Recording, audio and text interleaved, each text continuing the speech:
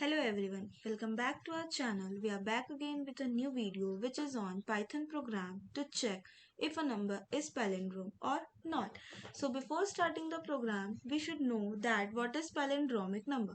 So a palindromic number is a number that reads the same backward as forward. In other words, it remains unchanged when its digits are reversed. So let's get started with the program. In the first line, we are taking a user input to check a number which is palindromic or not. In the next if condition, this checks if the number is same when you read it backward. It means reverse the number and compare it to the original number. If the number is correct, then it will print the number is palindrome. Or in the else part, if the number is not palindrome, it will print this is not palindrome. So let us check this program. Enter a number as I'm entering 154.